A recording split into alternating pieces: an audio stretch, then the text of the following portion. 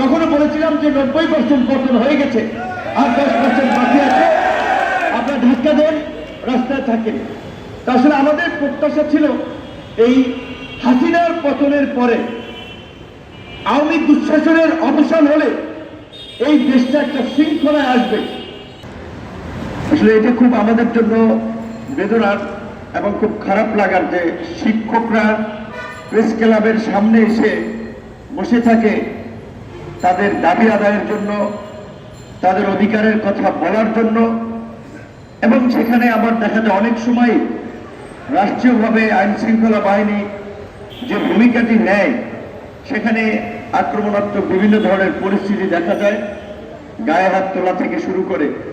তো এই ঘটনাটা অমানবিক এবং এটা আসলে মেনে নেওয়ার মতো নয়।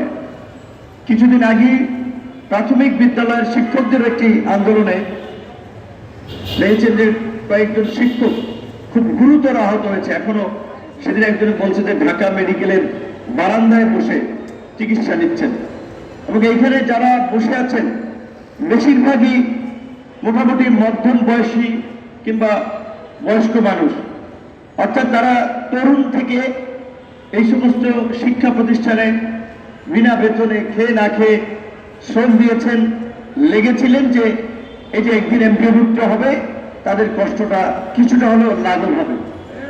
এবং যেহেতু সরকার বাংলাদেশের মতো একটা জনবহুল কান্ট্রি, যেটা বলে ওভার পপুলেটেড কান্ট্রি, পৃথিবীতে খুব কম নাই, পৃথিবীতে বোধহয় এরকম আর দেশই নাই যে এত ছোট্ট দেশে এত ভালো বসতিপূর্ণ জনসংখ্যা। স্বাভাবিকভাবেই সেখানে রাষ্ট্র এবং সরকার চাইলেও সব বিষয়ের দায়িত্ব নিতে পারে না।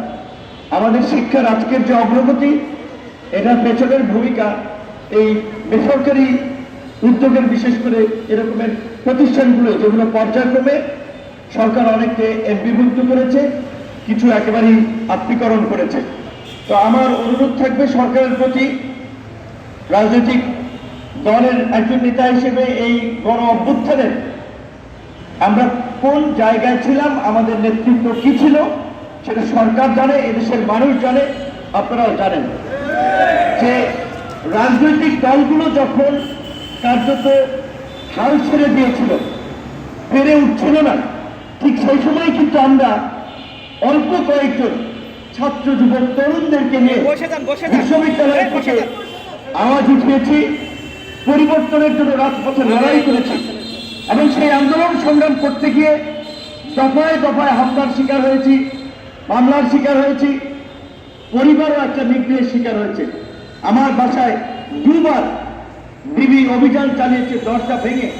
আমার ছোট ছোট বাচ্চারা মানে পাখির বাসায় ঝড়ের সময় যেমন আপনারা দেখেছেন পাখির বাসায় যদি বাচ্চা থাকে যেমনি আঁকড়ে রাখে, আমার বাচ্চারা ওইভাবে কুঁকড়ে উঠেছিল। কিন্তু তারপরেও আমি কিন্তু যে পরিবর্তনের জন্য রাস্তায় নেমেছিলাম সেখান থেকে ক্ষান্ত হইনি।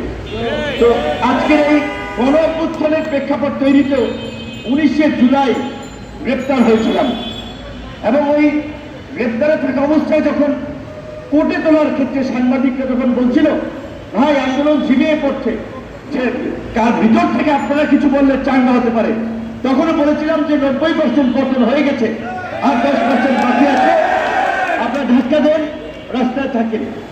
আসলে আমাদের প্রত্যাশা ছিল এই হাসিনার পতনের পরে আওয়ামী দুঃশাসনের অবসান হলে এই দেশটা একটা শৃঙ্খলায় আসবে, এই দেশটা একটা নতুন গতিপথের দিকে মোড় নেবে, এই দেশটা নতুন ভাবে এগিয়ে যাবে। কিন্তু দুঃখ নিয়ে বলতে হয়